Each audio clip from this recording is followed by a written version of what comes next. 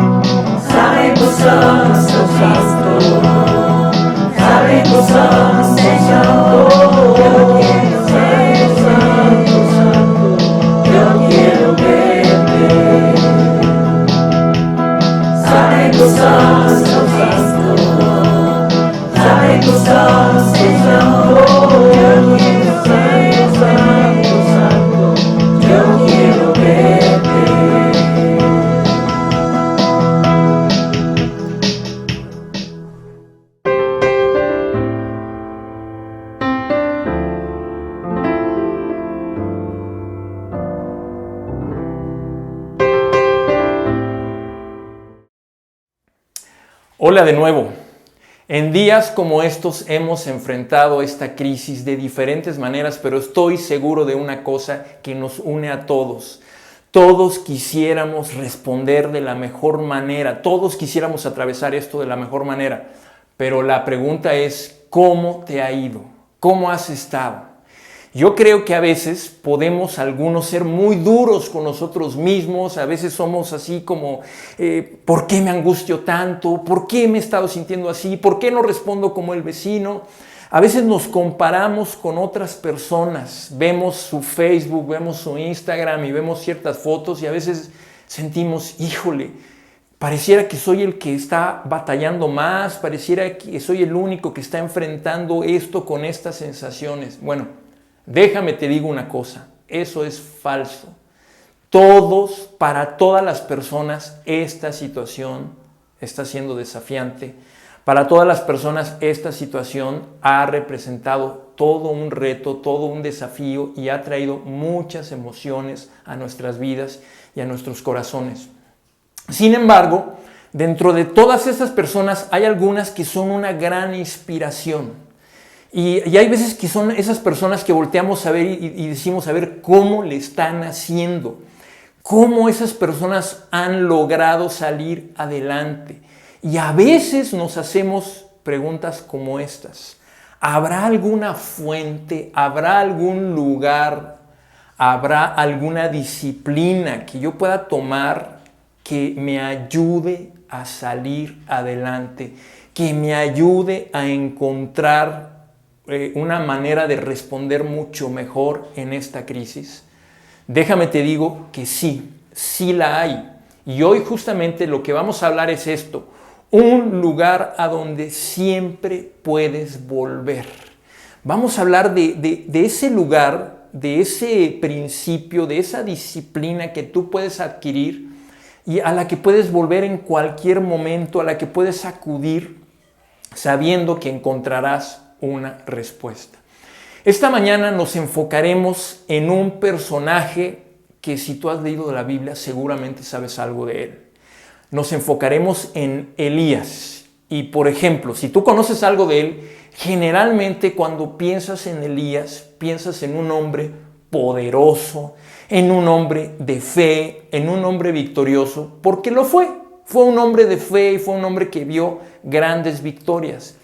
Es una inspiración definitivamente, pero también fue un hombre que tuvo y atravesó una crisis y esa crisis reveló una gran necesidad, precisamente, ¿sabes de qué? De que él necesitaba regresar a ese lugar, regresar a esa fuente a la que todos podemos acudir. Elías vivió en tiempos de verdaderamente una crisis fuerte, mucha adversidad. Imagínate 3 años de sequía, ¿no? Hambruna. Por otro lado, en el aspecto espiritual, el pueblo se había alejado, se alejó el pueblo de Dios de una manera muy fuerte y por lo tanto, por un lado, una adversidad física, hambre, sed y por otro lado, una adversidad espiritual. Y entonces Elías aparece como un hombre de una fe verdaderamente impresionante, un liderazgo fuerte, claridad en sus decisiones, valor para enfrentarse solo a 450 opositores y luego, después de ese enfrentamiento, orar y ver cómo terminaba una sequía de 3 años. La primera lluvia, imagínate. Y entonces, justo termina esto y es donde vamos a comenzar nuestra historia de hoy. Vamos a ir al primer libro de Reyes, en el capítulo 19, en el versículo 1, y allí vamos a comenzar hoy nuestra lectura. Acab le contó a Jezabel todo lo que Elías había hecho y cómo había matado a todos los profetas a filo de espada. Entonces Jezabel envió un mensajero a Elías para decirle: que los dioses me castiguen sin piedad si mañana a esta hora no te he quitado la vida como tú se la quitaste a ellos. Empieza, después de todo esto que había pasado, esto que leemos es básicamente una amenaza que Jezabel le hace a Elías, en donde le dice: ¿sabes qué? Que Dios me castigue si yo no acabo con tu vida. Y si nosotros sabemos del contexto y sabemos todo lo que había pasado Elías, tal vez la respuesta que hubiéramos esperado de él hubiera sido, ah, sí, ¿sabes qué? Mi fe está en lo más alto, he visto cosas impresionantes, yo seguiré adelante, nada me va a detener. Pero no fue así. Continuamos leyendo. Elías se asustó y huyó para ponerse a salvo. Cuando llegó a Berseba de Judá, dejó allí a su criado y caminó todo un día por el desierto. Llegó a donde había un arbusto y se sentó a su sombra con ganas de morirse. «Estoy harto, Señor», protestó. «Quítame la vida, pues no soy mejor que mis antepasados». ¿Qué pasó aquí? Se asustó y huyó. Lo que leemos es que dejó a su criado y esto era un símbolo de que básicamente estaba abandonando todo. La misión que tenía encomendada, todo lo estaba abandonando. Yo no sé si alguna vez has estado en un momento así. Yo no sé si alguna vez has atravesado un momento en el que dices, ya no puedo más, quiero dejar todo.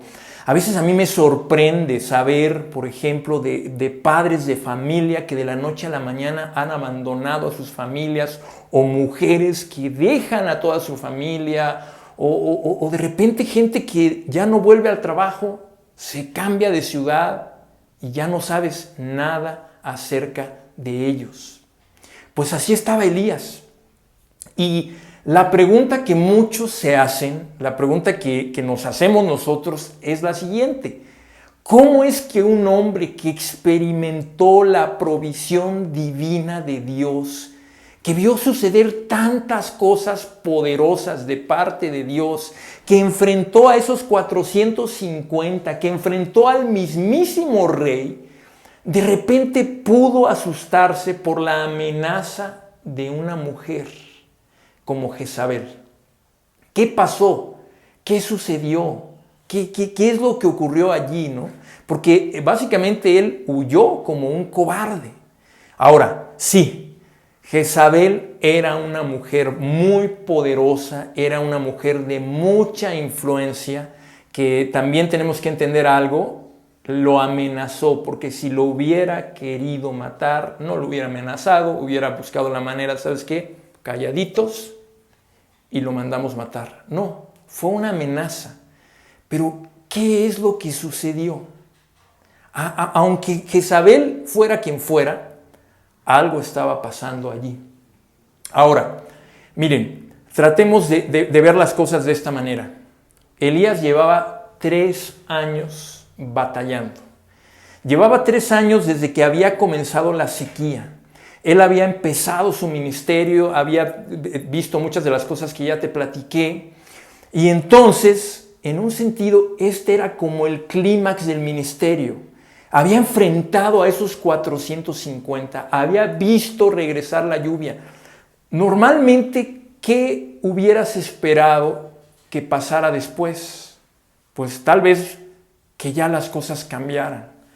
Tal vez él en su mente y en su corazón vienen tiempos diferentes. Yo creo que ya el pueblo ya se dio cuenta de la realidad espiritual. Se va a acabar la crisis, ya está lloviendo. El pueblo se va a volver a Dios. Pero no. Lo que sucede aquí es que la primera cosa es que Jezabel lo amenaza de muerte. Y quizás para él fue como una tremenda decepción de decir, o sea, entonces no se ha acabado. No se ha acabado. Todo lo que he visto, todo lo que han pasado estos 3 años, parece que no sirvió de mucho. Y entonces algo se rompe en Elías, algo hace crash, parecía que no había hecho gran cosa. Y piensa en esto, su esperanza se estaba marchitando, el cambio anhelado se estaba diluyendo. Y entonces, ¿qué hace? Sale huyendo. Imagínate, camina todo un día, de repente, y se va hacia el desierto, ¿no? Ahí a donde nadie me encuentre. Y en medio del calor del desierto, de repente ve un arbusto, ahí se refugia. Y lo que leemos es que le expresa a Dios: ya me quiero morir. Le dice: estoy harto, harto. Hizo crash, como cuando las computadoras, ¿no?, las sometes a una carga tremenda y de repente ¡pum! Eso estaba pasando en la vida de él. Y miren, muy probablemente porque en el fondo su sentir era tanto batallar para nada. Y luego le expresa a Dios: yo no soy mejor que mis antepasados, ¿no? A muchos de mis ancestros tampoco les hicieron caso, no pudieron ver los cambios que querían, y entonces yo no soy mejor que ellos, ¿no? Ya llévame. El poderoso profeta que se mantuvo de pie, que enfrentó solo a 450 opositores, que estuvo ahí plantado firme por la causa de Dios, ahora está tirado, lejos, y está emprendiendo un camino completamente distinto a su llamado, ¿verdad? Débil. Parece que la fe se le acabó, esa fe que lo distinguió durante tanto tiempo. ¿Qué estaba pasando? Hubo desgaste espiritual, frustración, depresión y un orgullo muy sutil. ¿En qué sentido es ese orgullo? Donde mira todo lo que he hecho, mira todo lo que ha pasado, ¿no? Hay veces que así nos podemos sentir. Mira todo mi esfuerzo, todo, llevo 3 años para esto. No ha valido la pena. Cuando nos enfocamos en todo lo que nosotros hemos hecho y nos desconectamos y nos podemos sentir mal y nos deprimimos y nos amargamos, ¿no? Lo que vamos a descubrir es que en realidad Elías tenía una necesidad espiritual, algo que Dios tenía que tratar. Ahora, en medio de todo, algo que vemos es que Elías seguía teniendo una relación con Dios. Es decir, él sigue hablando con Dios y le dice: ya llévame, ¿no? Ya estoy harto. Él seguía teniendo una relación con Dios. No fue como: ya no vuelvo a hablar con Dios, ya me alejo. Y eso fue el principio del retorno a volver a sanar su corazón. ¿Ok? Le sigue exponiendo sus quejas. Continuamos leyendo. Luego se acostó debajo del arbusto y se quedó dormido. De repente un ángel lo tocó y le dijo: levántate y come. Elías miró a su alrededor y vio a su cabecera un panecillo cocido sobre carbones calientes y un jarro de agua. Comió y bebió y volvió a acostarse. Aquí comienza lo que vamos a llamar el camino de regreso, el camino de vuelta. Elías le expresó a Dios todo su sentir, le expresó a Dios exactamente lo que estaba pasando. Y fíjense lo que sucede. Dios una vez más le muestra su bondad, lo alimenta y lo cuida. ¿Qué hace Elías después de comer? Se vuelve a dormir. Sí, fíjate, descansar es importante y descansar es muchas veces necesario para reponerse.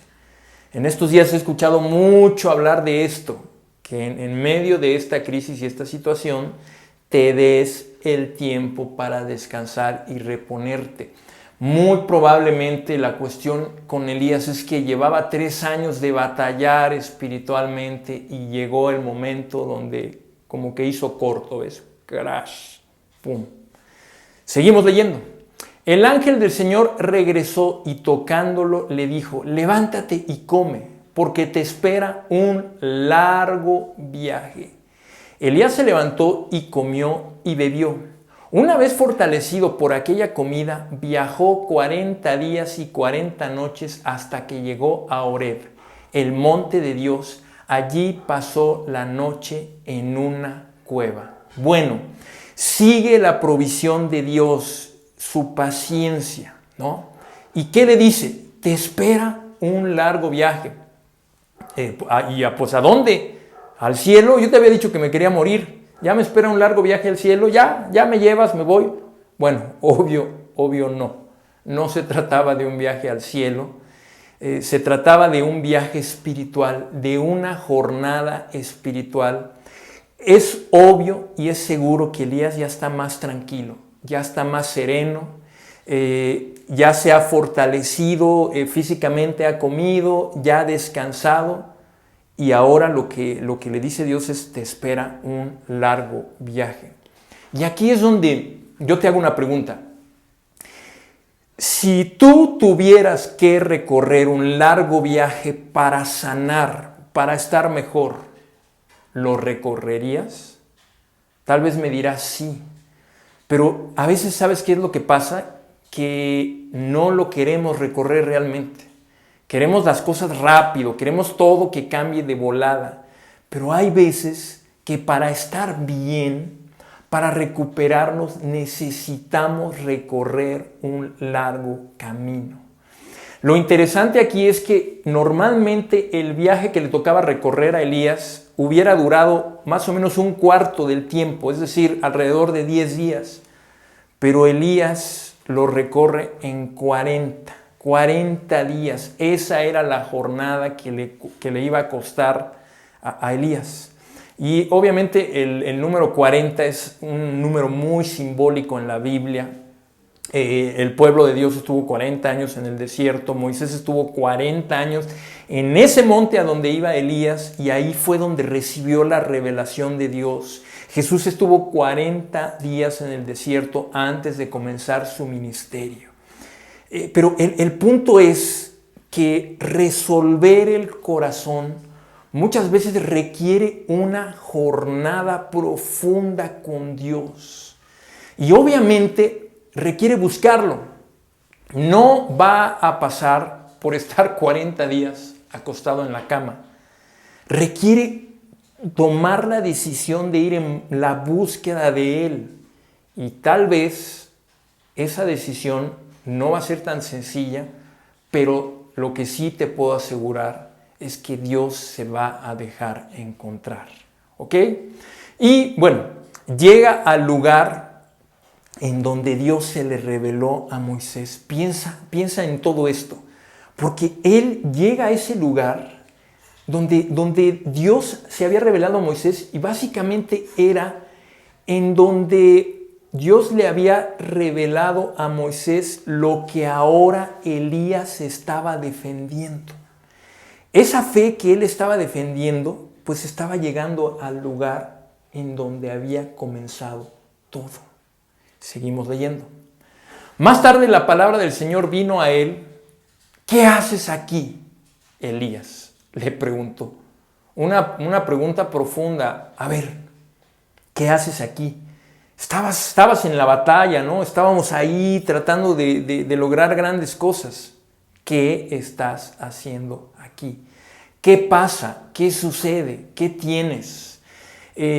Ponte a pensar en esto, ¿no? En esos momentos en donde tú vas en busca de Dios, y yo sé, Dios no te va a hablar así de manera, oye, no, a través de un audio, pero sí donde tú sabes, a ver, Dios, estoy así, me siento asado, ¿no? Y vas y le expresas. ¿Y cuál es la respuesta de Elías? Fíjate. Me consume mi amor por ti, Señor Dios Todopoderoso, respondió él. Los israelitas han rechazado tu pacto, han derribado tus altares y a tus profetas los han matado a filo de espada. Yo soy el único que ha quedado con vida y ahora quieren matarme a mí también. La respuesta de Elías es un poco como, a ver, me consume mi amor por ti. A ver, si te consume tu amor por mí, pues ¿qué estás haciendo aquí? ¿Por qué estás huyendo? Bueno, es una realidad que durante años lo había consumido el amor por Dios, pero en este momento todo estaba mal, ya no estaba en ese punto, ¿no? Parecía que se le había acabado. Ahora, ¿en qué está enfocado? Fíjense en lo que está enfocado. O sea, el pueblo ha abandonado a Dios, han matado a tus profetas, todo está mal y soy el único que queda. Tal vez Dios le hubiera podido decir, oye, pero ¿y los 450 profetas de Baal que murieron? ¿Y la lluvia que acaba de caer? ¿Qué pasó con todo eso? Y además, fíjense, la realidad es que Elías no era el único que quedaba. Habían 100 profetas que estaban escondidos, 50 en una cueva, 50 en otra, eso lo puedes leer, está antes. Y además, terminando este pasaje, Dios le dice que quedaban 7,000 israelitas que no se habían corrompido. No era el único, pero ¿cuál es el problema? Que cuando nos desanimamos, cuando nos llega el temor, ¿sabes a veces qué provoca eso? Que nos enfocamos en todo lo oscuro y en todo lo negativo, ¿no? Tal vez has estado ahí, ¿no? ¡Ah, esta pandemia, todo es horrible, todo se va a poner mal! Muchas veces eso es lo que sucede en momentos críticos. Nos ha ido como en feria, pero no era tan así. Y luego, bueno, Dios sigue tratando con él y le da una lección. Continuamos leyendo. El Señor le ordenó: sal y preséntate ante mí en la montaña, porque estoy a punto de pasar por allí. Como heraldo del Señor vino un viento recio, tan violento que partió las montañas e hizo añicos las rocas. Pero el Señor no estaba en el viento. Después del viento hubo un terremoto, pero el Señor tampoco estaba en el terremoto. Tras el terremoto vino un fuego, pero el Señor tampoco estaba en el fuego. Y después del fuego vino un suave murmullo. Cuando Elías lo oyó, se cubrió el rostro con el manto y saliendo se puso a la entrada de la cueva. Todas las manifestaciones, el terremoto, el viento, el fuego, son manifestaciones precursoras de la presencia de Dios. Todas esas manifestaciones realmente sí eran como previas a la manifestación de Dios. Entonces, la cuestión aquí es que todo esto eran cosas que Elías había visto pasar. Él había visto fuego, él había visto cosas impresionantes, pero la cosa aquí es que es hasta el suave murmullo que él reconoce a Dios. No hay una explicación exacta de la lección que Dios le quería mostrar a Elías, ¿ok? Pero lo que probablemente podemos ver aquí es que Dios le estaba queriendo mostrar a Elías la necesidad de paz que su corazón y su alma necesitaba. Hey, ya viste un montón de cosas, ahora un suave murmullo, ¿no? Tal vez Dios le quería mostrar que no necesariamente a través de las manifestaciones impresionantes o eran las únicas cosas que mostraban la presencia de Dios, sino también Dios se manifestaba a veces en cosas diferentes, ¿sí? De variadas formas, de muchas maneras. Y entonces es hasta ahí donde Elías se cubre el rostro en señal de reverencia. Ponte a pensar en esto, es como he huido, he estado mal, he andado por aquí para allá y en ese momento, ¡pum!, otra vez me encuentro con Dios. Siento esa presencia, cara a cara. Y entonces Él se presenta y en un sentido era una manera de decirle, dime. Pero bueno, ahora es Dios el que vuelve a hablar. Entonces oyó una voz que le dijo, ¿qué haces aquí, Elías? La misma pregunta que le había hecho con anterioridad. Pero ¿saben qué es lo sorprendente? Que la respuesta de Elías es exactamente la misma de al principio. Me consume el amor y el celo que tengo por ti. Y le dice todo lo negativo. La mismita. Pero en esta ocasión, ¿cuál es la respuesta de Dios? Bueno, no lo regaña, no lo reprende. Miren lo que le dice. El Señor le dijo, regresa por el mismo camino y ve al desierto de Damasco. Cuando llegues allá, unge a Hazael como rey de Siria y a Jehú, hijo de Nimsi, como rey de Israel. Unge también a Eliseo, hijo de Safat, de Abel Mejolá, para que te suceda como profeta.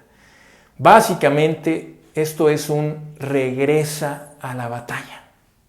Regresa a la batalla, sigue adelante. Después de ya tener como otra vez ese encuentro con Dios, te dice regresa. ¿Y sabes por dónde? Por el mismo camino, exactamente el mismo camino. Ahora, en este caso lo que le pide era nombra y vas a tener un sucesor. En un sentido era una manera de decir, ¿sabes qué? Ahora va a haber alguien que se va a hacer cargo de lo que tú estabas haciendo. En el caso tuyo, Elías, vienen tiempos de tranquilidad para tu alma. Vienen tiempos diferentes. ¿Y por qué pasó todo esto? Bueno, pensemos. Regresa a la batalla por el mismo camino por donde había subido, ahora regresa, pero pudo regresar porque volvió al origen de su fe. Pudo regresar porque volvió a tener un encuentro con Dios. Ahora, yo te pregunto, tú eres cristiano, tú eres un seguidor de Jesús, ¿cuál es la base de tu fe? Sí, la base de tu fe es Jesús.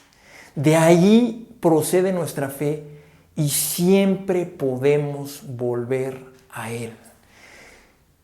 Es decir, siempre vamos a poder regresar a las bases en donde comenzó todo. Quiero terminar con unas preguntas para todos ustedes y quiero que de verdad tú te las respondas y ojalá si puedes responderlas con alguien cercano sería muy especial. Primero, ¿qué jornada estás dispuesto a recorrer para encontrarte con Dios? Si de verdad estás en una tremenda batalla, si esta crisis reconoces que te ha sacado del camino, ¿qué estás dispuesto a recorrer? ¿Hasta dónde estarías dispuesto a llegar? Número 2, ¿cuál es la base de tu fe? Aquella a la que puedes acudir con toda confianza. ¿Cuál es? ¿Ok? Y si no la tienes, si no tienes esa base, pues de verdad yo te animo a que la tengas.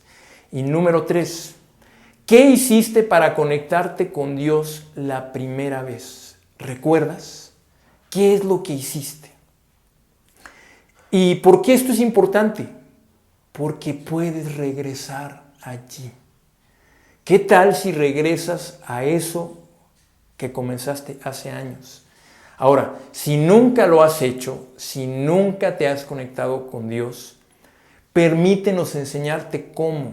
Y no te lo digo con orgullo, sino te lo digo como podemos enseñarte lo mismo que nosotros. Síguenos en todas nuestras redes sociales y el miércoles tenemos nuestra reunión semanal por Zoom. Hasta ¡Hola! ¡Qué pena, no! Ay, Dios, nunca seré youtuber, bye.